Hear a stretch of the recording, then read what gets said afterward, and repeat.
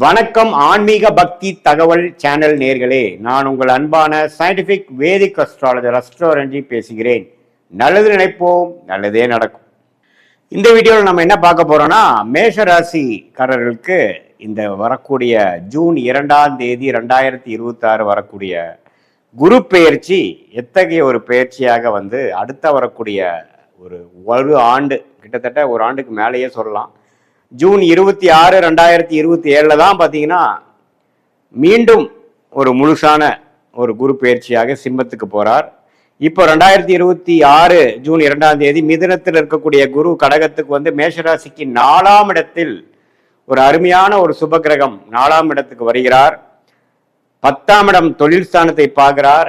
8ஆம் இடம்ங்கிற வருமானம், திடீர் பணவரவு, திடீர் செல்வம், திடீர் அதிர்ஷ்டம், வெளிநாடு பிரயாணங்கள், தூரதேச வெளி மாநில பிரயாணங்களை கொடுக்கக்கூடிய 8ஆம் இடத்தையும் பார்க்கிறார். 12ஆம் இடம் என்று சொல்லப்படுகிற விரயம், சுப விரயம், முதலீடு, வெளிநாடு செல்லக்கூடிய அமைப்பு, ஒரு இடம் விட்டு ஒரு இடம் போகுது, இம்போர்ட் எக்ஸ்போர்ட் ரிலேட்டடா பண்றது, பண விஷயத்துல நிறைய குடுக்கல் வாங்கல் புலக்காட்டங்கள் அதிகமாக கூடிய அந்த 4ஆம் இடத்தில் உச்ச குருவாக மேஷராசிக்கு பல வாழ்க்கை மாற்றங்களை கொடுக்கக்கூடியதாக 12 வருஷத்துக்கு ஒரு தடவை குரு உச்சமடைகிறார் இல்லையா? அந்த 12 வருஷத்துக்கு ஒரு தடையாக இந்த 2026 ஜூன் 2ஆம் தேதியிலிருந்து அடுத்த ஒரு வருடத்துக்கும் பார்த்தீங்கன்னா குரு உச்சம் பலனை கொடுக்க போகிறார். குறிப்பா மேஷராசிக்கு 4ஆம் இடத்திலிருந்து பார்க்கறதுனால, ஒரு கேந்திரஸ்தானத்திலிருந்து பார்க்கறதுனால ஒரு அருமையான ஒரு வளர்ச்சியை வாழ்க்கையில இதுவரை செய்து கொண்டிருக்கக்கூடிய வியாபாரமா இருந்தாலும் சரி, தொழிலா இருந்தாலும் சரி, வேலையா இருந்தாலும் சரி, நல்ல ஒரு முன்னேற்றத்தையும் மாற்றத்தையும் புரட்சிகரமான சில வளர்ச்சியையும் கொடுக்கக்கூடிய ஒரு பயிற்சியாக மேஷராசிக்காரர்களுக்கு குரு பயிற்சி அமைகிறது.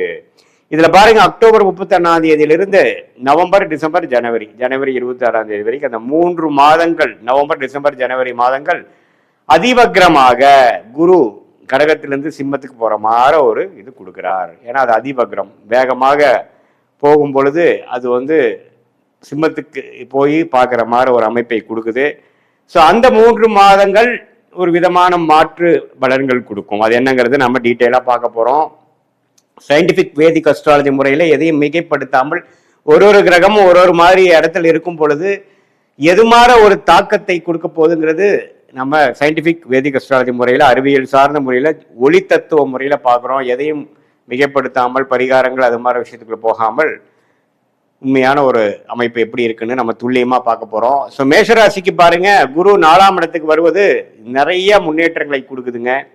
இடம் சம்பந்தப்பட்ட விஷயங்கள், வீடு சம்பந்தப்பட்ட விஷயங்கள், வாகனம் சம்பந்தப்பட்ட விஷயங்கள், தாயார் சம்பந்தப்பட்ட விஷயங்கள்ல நல்ல ஒரு மாற்றம், ஒரு நற்செய்தி, ஒரு அபிவிருத்தி, வளர்ச்சி எல்லாமே கொடுக்கக்கூடிய அமைப்பு இருக்கு. வேலையில் இருக்கிற சில நடுத்தர வயதில மேசராசிக்காரர்கள் தொழில் அமைப்புக்குள்ள போகக்கூடிய அமைப்பு இருக்கு. தொழில் ஆல்ரெடி இருக்கிறவங்க வளர்ச்சி பெறக்கூடிய அமைப்பு இருக்கு.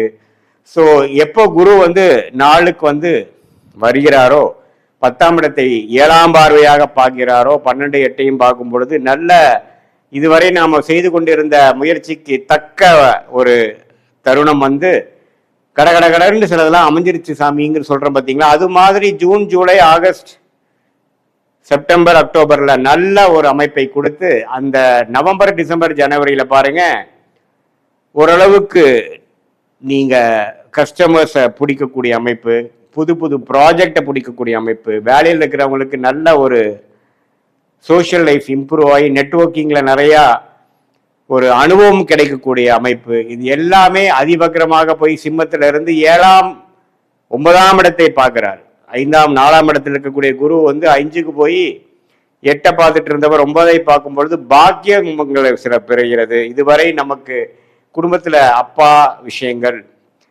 குழந்தைகள் விஷயத்துல அவ்வளோ நமக்கு நற்செய்தி இல்லாமல், நல் உறவு இல்லாமல் இருந்தது எல்லாமே கொஞ்சம் போக்கி ஒரு நல்ல பேச்சப் ஆகக்கூடிய அமைப்பு, நல்ல ஒரு அன்னோனிய விஷயங்கள்ல வளர்ச்சி வரக்கூடிய அமைப்பு, இது எல்லாமே அதிவக்ரத்துல குரு நவம்பர், டிசம்பர், ஜனவரி போறது நல்லது. அதுக்கப்புறம் பிப்ரவரி, மார்ச், ஏப்ரல், மே, ஜூன் அந்த 5 மாதம் அடுத்த வருடம் பார்த்தீங்கன்னா திரும்பி கடகத்துக்கே அவர் இன்னுமே வெளிநாடு, வெளி மாநிலம், அதே மாதிரி இம்போர்ட் எக்ஸ்போர்ட், படிப்பு விஷயத்துல, உடல்நல விஷயத்துல, தாயார் விஷயத்துல, சொத்து விஷயத்துல எல்லாத்துலேயுமே கொஞ்சம் டக்குன்னு சிலதெல்லாம் நடந்துருச்சு, ஒரு முன்னேற்றம் அடைஞ்சது, சில விஷயங்கள் சாதிச்சிட்டேன், இப்போ எனக்குன்னு ஒரு ஐடென்டிட்டி இருக்கு, இதுவரை நான் ஒரு ட்ராக் ரெக்கார்ட் போட முடியாமல் தவித்து கொண்டிருந்த நான் இப்போ என்னால் செய்ய முடியுதுங்கிற அளவுக்கு ஒரு நட் பலன்களை கொடுக்கக்கூடிய ஒரு குரு பயிற்சியாக மேஷ ராசிக்காரர்களுக்கு 2026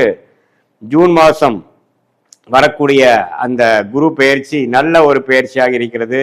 சனி 12ஆம் இடத்திலே இருந்து விரயங்களை கொடுக்கிறார், சுப விரயங்களை கொடுக்கிறார், டிராவலிங்கை கொடுக்கிறார், பல ரிசர்ச்ல பல முயற்சிகளை பண்ண வைக்கிறார். அதே சமயத்தில் ராசி அதிபதி ஆகிய செவ்வாய் பெரும்பாலான 2026 ஜூனுக்கு மேல இருக்கக்கூடிய மாதங்களில ஓரளவுக்கு நல்ல அமைப்பிலேயே குருவோட பல நாட்கள் சேர்ந்து இருக்கக்கூடிய அமைப்பு செவ்வாய்க்கு இருப்பதனால், செவ்வாய் தான் மேஷராசியோட அதிபதியாக இருப்பதனால ஓரளவுக்கு மேஷராசிக்காரர்கள் நிம்மதி பெருமூச்சு பெறக்கூடிய காலங்கள் இருக்கு. ஓரளவுக்கு 2025 பல விஷயங்கள் சரியா வரவில்லை, வர வேண்டிய பணம் வரவில்லை, பல விஷயங்கள் ப்ராப்பர்ட்டி ரிலேட்டடான விஷயத்துல ஒரு நற்செய்திகள் இல்லை அப்படிங்கிற அமைப்பெல்லாம் மாறி ஓரளவுக்கு நல்லாவே வந்துட்டோம் அப்படிங்கிற லெவல்ல கொடுக்கக்கூடிய ஒரு குரு பயிற்சியாக 12 ராசியிலேயே ஓரளவுக்கு நல்ல குரு பயிற்சியாக ஒரு அருமையான ஒரு பயிற்சியாக வாழ்க்கைக்கு வேணுங்கிற முக்கியமான விஷயமாகிய வேலை, உத்தியோகம், தொழில், இடம், தாயார், வீடு, வண்டி, வாகனம், சுகம், இது எல்லாத்தையுமே ஓரளவுக்கு நல்ல வளர்ச்சியும் அபிவிருத்தியும் கொடுக்கக்கூடிய அமைப்பாக நெக்ஸ்ட் ஸ்டேஜ் இன் லைஃப்க்கு நம்ம போகக்கூடிய ஒரு அடித்தளத்தை கொடுக்கக்கூடிய ஒரு ஆண்டாக ஜூன் 2026 அடுத்த வரக்கூடிய ஜூன் 2027 வரைக்கும் இந்த 13 மாதங்கள் குரு பயிற்சி நல்ல தாக்கத்தை மேஷராசிக்காரர்களுக்கு கொடுக்குதுங்கிறதா உண்மை. இது பொதுவான பலன்களை தவிர உங்களுடைய ஜென்ம ஜாதகத்தில் உங்களுடைய தசாபுக்திகள் எப்படி போய்கொண்டு இருக்கிறது, நீங்க எந்த லக்னத்துல பிறந்தீங்க, பிறந்த தேதி, பிறந்த நேரம், பிறந்த ஊரை வைத்து வரக்கூடிய ஜாதகம் திருக்கணித பஞ்சாங்கத்துல போட்டு எடுத்து அதுல எதுமாற அமைப்புகள் போய்கொண்டிருக்கிறது, எதுமாற லக்னங்கள், எந்த மாதிரி நட்சத்திரத்துல பிறந்திருக்கீங்க, அதாவது நீங்க அஸ்வினி நட்சத்திரமா, பரணி நட்சத்திரமா, கிருத்திகை நட்சத்திரமா, எந்த நட்சத்திரத்துல பிறந்திருக்கீங்க அப்படிங்கிறது நம்ம தெரிஞ்சுக்கிட்டோம்னா அதுக்கு தகுந்த மாதிரி ஒரு நல்ல அமைப்புகளை நாம என்ன தசாபுக்திகள் போகுதுன்னு தெரிஞ்சுக்கிட்டு அது எந்த லக்னத்துக்கு அது எந்த மாதிரி தசை, எந்த லக்னத்துல பிறந்திருக்கீங்கன்னு தெரிஞ்சு அதுக்கு தகுந்த மாதிரி நாம பலன்கள் எடுத்து இப்ப நாம பேசின அந்த குரு பயிற்சி அந்த விஷயத்தையும் சேர்த்து வைத்து நம்ம பார்க்கும் பொழுது உங்களுடைய அடுத்த வரக்கூடிய ஷார்ட் டேர்ம் எப்படி இருக்கு, அடுத்த வரக்கூடிய லாங் டேர்ம் எப்படி இருக்கு, எல்லாமே நம்ம துல்லியமாக சயின்டிபிக் வேதிக் அஸ்ட்ராலஜி முறையில உங்களுடைய பிராப்தங்களை அறிந்து அதுக்கு தகுந்த மாதிரி திட்டங்களை தீட்டி வாழ்க்கையில் எளிதில் வெற்றி பெற முடியும் என்று சொல்ல விரும்புகிறேன். மீண்டும் மற்றொரு காணொளியில் சந்திப்போம். நன்றி, வணக்கம்.